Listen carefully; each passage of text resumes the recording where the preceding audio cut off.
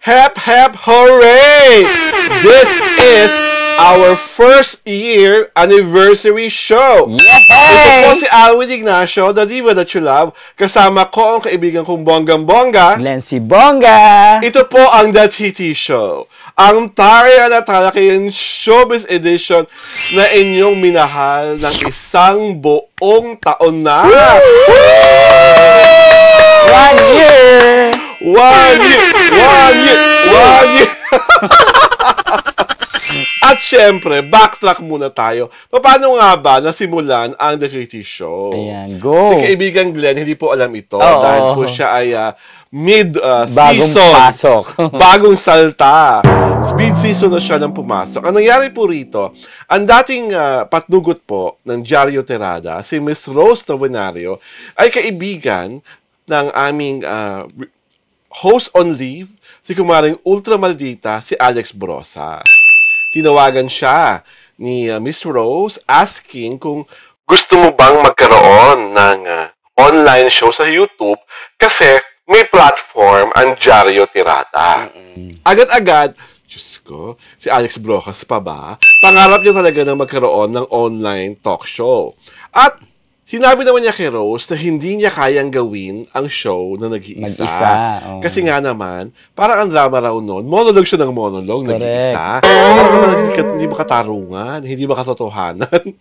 At parang magmumukha siyang gaga, no? Na nag-iisa lang siya. Vloggeries. Correct. Vloggeries, nag-iisa, emote-emote ka ng gano'n. Pero inaaliw mo sarili mo, naghanap ka ng angle at kung ano pa.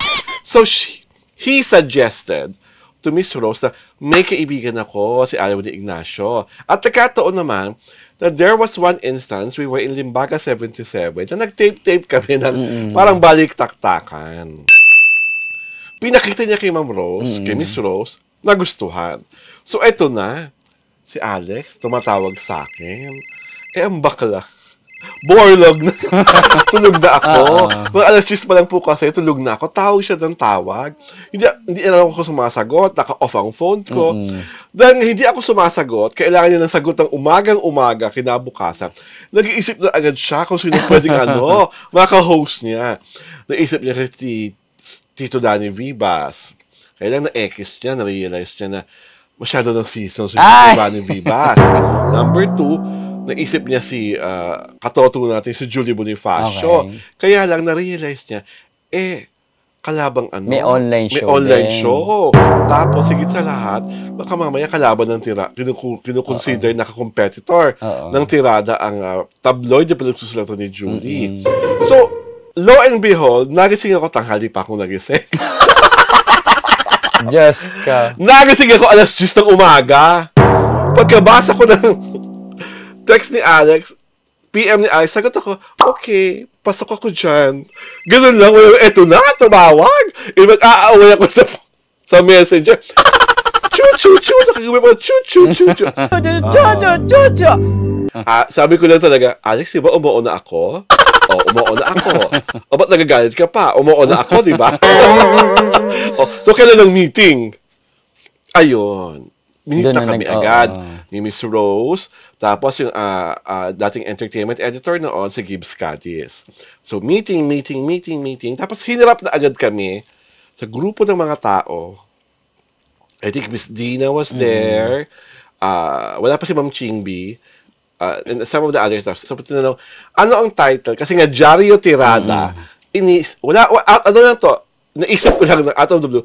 Ano ang title ng show niyo? Sabi ko, The TT Show. Kasi Diario Tirada, tapos yung T, isa for Tribune.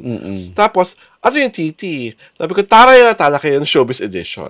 Ako, nakaisip ng title ng show. Bongga. Tapos, approve nila kaagad. Kasi nga, di ba, para pasok doon sa Diario Tirada. Ito siyempre, pasok sa Daily Tribune, The TT Show.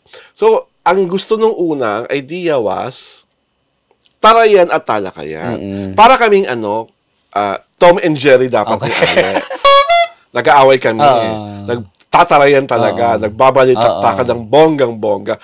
Alam niyo, nung mga unang-unang episodes, ganun kami talaga. Nakakapagod. Correct. Hello. Kasi paano kami talaga pabiba ni Alex. Oh my God! Ayaw magpatalo. Talaga, Oh my God! Ano ba? It's no-brainer! Karoon niya pagiging kumaring ultra maldita. Ako naman karoon ko pagiging the diva that you love. Correct. Oo. So, and the reason why we want a showbiz analysis program, kasi walang gumagawa noon. Iba lahat na mapapanood mo sa online show, puro interview. Oo. Tapos pinaglalaruan ng mga showbiz. Merong kung ano-anong mga pinagsasabi. Gumagawa ng, nung una nakisabay nga kami sa mga blind item. Pero after a while, we realized, thanks to Glenn, It's not working.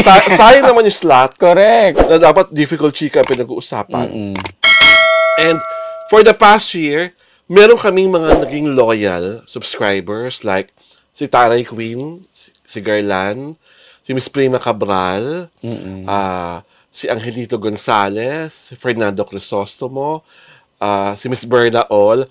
Ito po yung mga kauna-unahang nagtiwala agad sa reality show at week and week after week, lagi kaming pinapanood.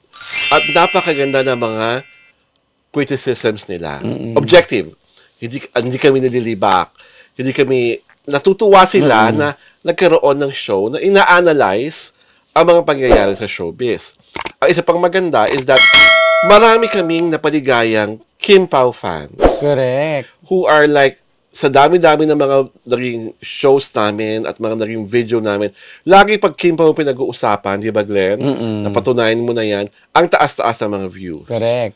Isa pang napaka-supportive sa The Kitty Show na nagpapasalamat kami ng bonggang-bongga ang mga fan ng huling 4 na movie queen. Si Nora Honor, si Vilma Santos, si Sharon Cuneta, si Mas Maricel Soriano, na natutuwa kami na sumusubaybay sa show at nagbibigay talaga ng mga maaanghang na komentar. Lalo na nung di ba? Nung nilabas natin yung nominees for Star Awards for movies. Yung mga fearful Correct. forecast namin. Or yung mga panahong pinag-uusapan namin kung bakit dapat yung 4 na movie queen ay nasali sa Film Fest na hindi naman nangyari. Nagpapasalamat rin kami sa mga young fan ng Kyle Drea, ang mga Kahel, ang fan ng nila Anthony Jennings at ni Maris Racal. Snorin. Ang Snorin.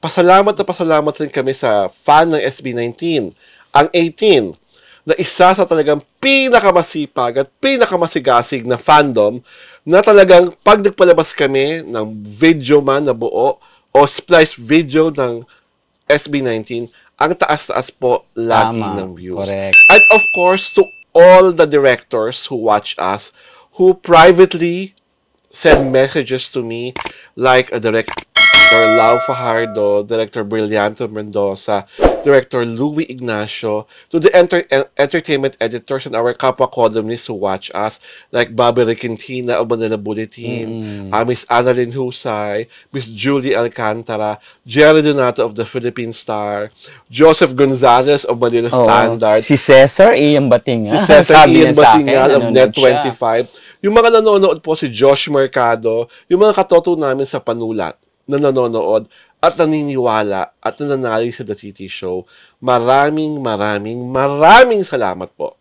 At ako ay nagpapasalamat na meron akong mga katalinong kaibigan tulad ng aming kaibigan on leave, si Correct. Alex Brosas, na talaga namang napaka-sharp, napaka-witty, napaka-brave, at of course, ang pagkalumalumanay at ang pagka-sweet-sweet na nagbigay ng Sweet bagong talaga. flavor sa The City Show, si Glenn Sibonga. At syempre, thank you rin. Di ba? Diba? At marami na po nakutuwa na ngayon. Gregarious na rin si Glenn. Nakikisabay na rin sa kulitan.